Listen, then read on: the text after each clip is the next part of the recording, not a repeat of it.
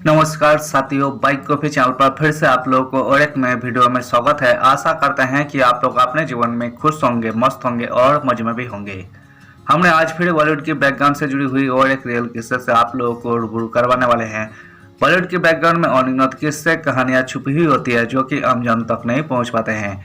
हमारे चैनल पर हम कोशिश करते हैं उन्हीं किस्से कहानियों को आपके सामने लाने की। तो चलिए कहानियों पे चलते हैं, शुरू करते हैं बॉलीवुड की बैकग्राउंड से जुड़ी हुई छुपी हुई और एक नए किस्से। धर्मेंद्र की 90वीं बात एनिवर्सरी। दारा सिंह से कुश्ती सीखी, गिरते पैर को रोककर लोगों की जान बचाई, ट्रक ड्राइवर से कपड़े मांगकर शूटिंग की। भारतीय सिनेमा के इतिहास में धर्मेंद्र का नाम ऐसे कलाकार के तौर पर आता है जिनकी मुस्कान, सादगी और इंसानियत आज भी लोगों के दिलों में गूंजती है। पर्दे पर उनके मजबूत किरदारों के पीछे एक ऐसा इंसान था जो रिश्तों, संस्कार और लोगों के प्रति अपने प्यार के लिए जाना जाता था। आइए जानते हैं धर्मेंद्र से जुड़ी कुछ खास यादें इन्हीं लोगों की जुबानी। धर्मेंद्र की 90वीं बात एनिवर्सरी पर पद्मश्री भजन सम्राट अनुप जलोटा, बांसुरी वादक पद्मश्री पंडित रोनू मजुमदार और एड गुरु फिल्म मेकर प्रभाकर शुक्ला ने से बातचीत की। अनुप जलोटा ने बताया कि धर्मेंद्र को बॉडी बिल्डिंग का शौक बचपन से ही था। पंडित सोनू मजुमदार और प्रभाकर शुक्ला के धर्मेंद्र की फिल्मों की शूटिंग का किस्सा शेयर करते हुए कहा कि लोहा फिल्मों की शूटिंग के दौरान धर्मेंद्र ने गिरते पैर को अपने कंधे पर रखकर क्रू मेंबर की जान बचाई थी। यहाँ तक कि धर्मेंद्र ने एक फिल्मों की शूटिंग को पूरा करने के लिए ट्रक ड्राइवर से मांगकर कपड़े पहने थे। पद्मश्री भजन सम्राट अनुप जलोटा कहते हैं, मैं और धर्मेंद्र फगवाड़ा के रहने वाले हैं। मेरे पिताजी एक संगीतकार थे और धर्मेंद्र के पिताजी आर्य समाज से जुड़े थे और एक प्रोफेसर थे। उनके संस्कार धर्मेंद्र में थे, वही संस्कार और स्वभाव उनके दोनों बेटों में भी दिखता है। धर्मेंद्र बचपन से ही एक्टिंग पसंद करते थे।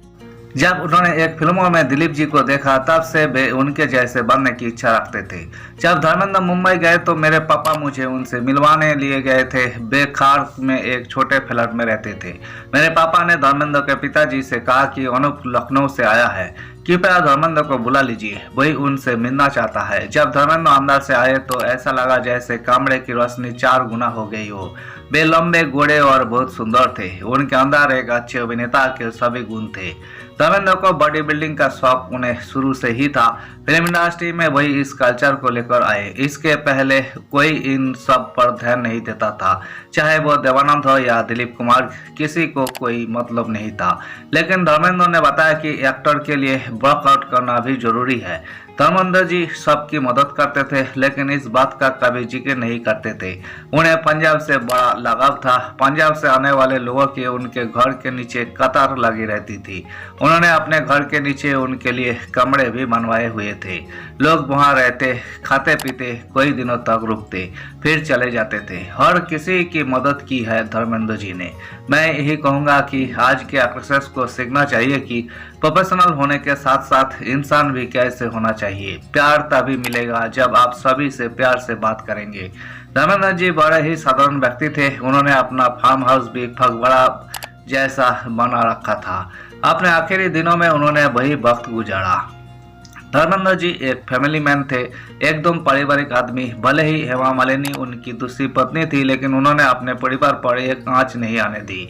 सबका बहुत आदर करते थे। हेमा के साथ भी मेरे बहुत अच्छे संबंध है।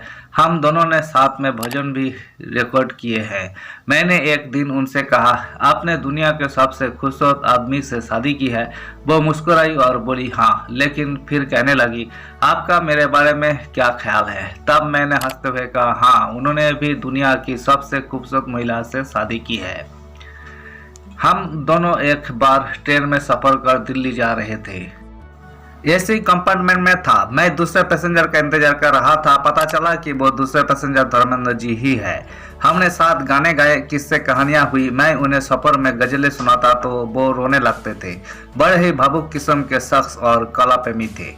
किसी से कोई झगड़ा नहीं करते थे। जीवन के अंत तक उन्होंने काम किया है। उनकी शाबाना आजमी के साथ जो फिल्म रॉकी रानी की प्रेम कहानी थी और उसमें जो गाना था अभी ना जाओ छोड़कर, उसे उन्होंने सचमुच जिंदा कर दिया था। बांसुरी वादक पद्मश्री पंडित रोनू मजुमदार धर्मेंद्र से जुड़ी यादें शेयर करते हुए कहते हैं, धर्मेंद्र और मेरा रिश्ता खास इसलिए था क्योंकि मैं पंजाबी काफ़ी अच्छी बोलता हूँ। धर्मेंद्र जैसे शेरदिल इंसान दूसरा कोई नहीं होगा। मुझे याद है कि सानी स्टूडियो में मेरे साथ बैठकर धर्मेंद्र जी ने गरम धर्म नाम के रेस्टोरेंट का आइडिया बताया और कहा, तू खाएगा वहाँ खाना। वहीं से यही रेस्टोरेंट शुरू हुआ जो अब मुरथल की शान बन गया है। धर्मेंद्र जी सोचते थे कि ढाबे के खाने जैसा कोई और अच्छा खाना नहीं होता। वही चाहते थे कि लोग गांव का अच्छा खाना ढाबे में खा सके। उनके पास अपनी भी खेती थी जिससे अनाज मिलता था। उनकी एक खास फोटो ने वहां सबका ध्यान खींचा। खाना इतना बढ़िया था कि वही ढाबा सबसे अच्छा बन गया। वहाँ की दाल, साग, लस्सी जैसे खाने पंजाब के बेहो नाश्ते थे जो धर्मेंद्र जी को अच्छे लगते थे। धर्मेंद्र जी अपने फिल्म बेताब से अपने बेटे सनी को लॉन्च कर रहे थे। कहानियों में ऐसा होता है कि विलेन सनी के कुत्तों को जख्मी कर देते हैं और उस दर्द को दिखाने के लिए मैं बांसुरी बजाता हूँ। उस वक्त मेरी बांसुरी सुनकर सनी तो नहीं लेकिन धर्मेंद्र जी रो पड़े और कहा, आज तेरी बांसुरी ने मुझे रुला दिया। यही सुनकर मैंने तुरंत धर्मेंद्र जी से हाथ मिलाया और जब मैंने उनका हाथ पकड़ा तो लगा कि यही 10 किलो का हाथ है। बांसुरी सुन भावुक हुए धर्मेंद्र जी द्वारा दिया गया वही 500 रुपए का नोट आज भी मेरे पास है, जिसे मैंने काफी संभल कर रखा है। एक बात मैं बताना चाहूंगा कि पहलवान दारा सिंह धर्मेंद्र जी से बेहद प्यार करते थे और धर्मेंद्र जी भी उन्हें। उस दिन रेसलिंग हो रही होती है और रिंग में मैं धर्मेंद्र जी के साथ मैच देख रहा था। तभी दारा सिंह गार्डन समारा नाम के पहलवान को दहाड़ा देते हैं। यही देख धर्मेंद्र जी खुशी से दारा सिंह को उठा लेते हैं। आप समझिए कि एक 130 से 35 किलो के आदमी को धर्मेंद्र जी आसानी से उठा लेते थे। धर्मेंद्र जी अक्सर दारा सिंह के यहाँ कुश्ती का दांव पैंच सीखने जाते थे और यही दांव पैंच आप उनकी फिल्मों में देख सकते हैं। कैसे विलेन को मारने के बाद वही उसे कंधे से ऊपर उठाते, 7 चक्कर लगाते और फिर जमीन पर पटक देते थे। यही चीजें उन्होंने अपने 2 बेटों को भी सिखाई। लेकिन धर्मेंद्र जी की मुस्कुराहट किसी को नहीं मिल सकी, जिससे उनकी बाजुओं में काफी दम था। मुझे याद है कि फिल्म लोहा की शूटिंग के दौरान एक सीन में आंधी तूफान कर पैर गिराए जाते हैं। तब धर्मेंद्र उन पैरों को असलियत में अपने कंधे से गिरने से रोक लेते हैं। दरअसल फिल्म लोहा में एक सीन था जिसमें आंधी तूफान से पैर को गिरता हुआ दिखाना था। तब एक पैर को गिराने के लिए उसे काटा गया, लेकिन वही ज्यादा काट गया जिसकी वजह से पैर सीधे नीचे गिरने लगा। तब धर्मेंद्र जी दौड़कर गए और उस पैर को अपने कंधे पर ले लिया। उनकी इस बहादुरी से कई लोगों की जान बची। फिल्म बंटवारा में धर्मेंद्र जी पागल ऊंट को रोकते हैं। ऊंट शूटिंग सेट पर इधर उधर दौड़ रहा होता है। तब धर्मेंद्र जी अपने दोनों हाथों से उसे रोकते हैं। धर्मेंद्र में 6 पैक एब्स नहीं बल्कि 600 पैक का दम था। ज्यादातर शूटिंग में उन्होंने किसी डुप्लीकेट की नहीं बल्कि ज्यादा एक्शन सीन खुद किए हैं। एड गुरु फिल्म मेकर प्रभाकर शुक्ला कहते हैं, मेरी धर्म जी के साथ बहुत अच्छी और रोचक यादें हैं। मैंने उनके साथ एक जॉइंट पेन ऑयल का विज्ञापन किया था। उस समय धर्म जी 83 साल के थे। इस विज्ञापन के दौरान जब मैं उनके घर गया तो वे तुरंत मुझसे पूछते थे, क्या लोगे? मैं बहुत मेहमान नवाज इंसान थे। बिना कहे किसी को भूखा अपने घर से नहीं जाने देते थे। उनमें बच्चे जैसी जिज्ञासा थी, जैसे एक कलाकार के अंदर बचपन का वही उत्सुक और मासूम भरा पक्ष होता है। वही जिज्ञासा और मासूमियत उनकी एक्टिंग में भी झलकती थी। आप उनकी कोई भी फिल्म देखें, उनकी एक्टिंग बड़ी सच्ची और दिल से होती थी। जब शूटिंग हुई हम मॉड आइलैंड पर थे। मैंने स्क्रिप्ट समझाई, उन्होंने उर्दू में डायलॉग लिखे और स्टाइल में बदलाव किए। शूटिंग के बीच और बाद में उन्होंने लगभग 150 से ज़्यादा लोगों के साथ फोटो खिंचवाई, चाहे वो स्पॉट बॉय हो या मेकअप वाला। लोग उनके सरल स्वभाव और कनेक्शन से बहुत खुश थे। उन्होंने हर किसी को अपनापन महसूस कराया, जैसे हम सब उनके अपने हैं। फिर मैं डबिंग के लिए गया उनकी सनी सुपर साउंड में। वहाँ हमने डबिंग शुरू की। उन्होंने कहा कि मैं बैठकर बोलूँ, क्या यही ठीक रहेगा? मैंने कहा, जी आप किस भी तरह बोलिए जो आपको अच्छा लगे, क्योंकि आवाज़ आपकी ही चाहिए। फिर जब तक डबिंग परफेक्ट नहीं हुई बेक करते रहे। बाद में उनको ऐड दिखाया तो बोले कि बहुत अच्छा है। इससे पहले मैं हेमा जी के साथ भी ऐड कर चुका था। मैंने उन्हें हेमा जी की ऐड दिखाई, बोले बड़ी सोनी लग रही है। मेरा भी ऐड उनको दिखाना। धर्म जी से जब भी हमारी मुलाकात होती थी वही अपनी कुछ कविताएं और शायरी जरूर साझा करते थे। क्योंकि उनका दिल और कला दोनों कवि जैसे थे। मुझे लगता है कि उनकी कविताओं और शायरी का संग्रह किताबों के रूप में बाहर आना चाहिए ताकि लोग धर्म जी के इस पक्ष को भी जान सके। उम्मीद करता हूँ कि सनी और बॉबी इस पर जरूर कुछ विचार करेंगे। 83 साल की उम्र में भी उनमें बहुत ताकत और जोश था। वही सेट पर हमेशा समय से पहले पहुंच जाते थे। कहते थे कि कैमरा मेरा दोस्त है, ऐसा बोलते थे। जब मैं कैमरे के सामने खड़ा होता हूं तो मुझे लगता है अरे मैं अपने दोस्त से मिलने आया हूं। ये उनकी बहुत बड़ी यादें हैं मेरे साथ। और कुछ बातें याद आती है। धर्म जी की सबसे खास बात थी उनकी सरलता।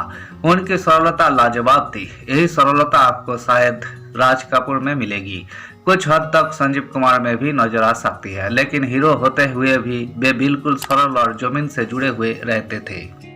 हर आदमी से जुड़े जाते थे। कहते हैं कि ऐसा आदमी मिट्टी और जमीन से जुड़ा होता है। धर्म जी के बारे में एक किस्सा बड़ा मशहूर है। इसका जिक्र महेश भट्ट भी कर चुके हैं। 1972 में रिलीज फिल्म दो चोर की शूटिंग धर्मेंद्र कर रहे थे। इस फिल्मों के डायरेक्टर राज खोसला थे। उस फिल्मों में महेश भट्ट असिस्टेंट डायरेक्टर थे। इस फिल्मों में एक सीन में धर्मेंद्र ने असली ट्रक ड्राइवर के कपड़े पहने थे। फिल्मों के निर्देशक ने उन्हें पुलिस से बचने के लिए एक ट्रक ड्राइवर और क्लीनियर के रूप में छिपने के लिए यही रूप धारण करने को कहा था।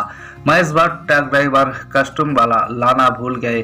कस्टम होटल में छूट गया। महेश भट्ट को लगा कि अगर यही बात फिल्मों के डायरेक्टर राज खोसला को पता चली तो उनकी नौकरी जा सकती थी। उन्होंने धर्मेंद्र को सारी बात बताई। धर्मेंद्र ने कहा कि तुम चिंता मत करो। धर्मेंद्र के पास में ही एक ट्रक ड्राइवर खड़ा था। वही उनके पास गए और कहा कि यार तुम अपने कपड़े, लुंगी, कुर्ता, पगड़ी कुछ देर के लिए दे दो। धर्मेंद्र ने उस ट्रक ड्राइवर के कपड़े पहने और उस सीन की शूटिंग हुई। धन्यवाद साथियों। इस वीडियो में हमने बॉलीवुड के कुछ सितारे, कुछ सिंगर जो कि धर्मेंद्र के बारे में अपनी जुबानी बोल चुके हैं, सो उनसे जुड़ी हुई किस्से को आपके सामने रखने की कोशिश की है। उम्मीद है दोस्तों वीडियो आपको जरूर पसंद आई होगी। वीडियो पसंद आए तो लाइक कर दीजिएगा। चैनल पर नए आए हैं प्लीज एक सब्सक्राइब कर दीजिएगा। मिलते हैं नेक्स्ट वीडियो में। धन्यवाद।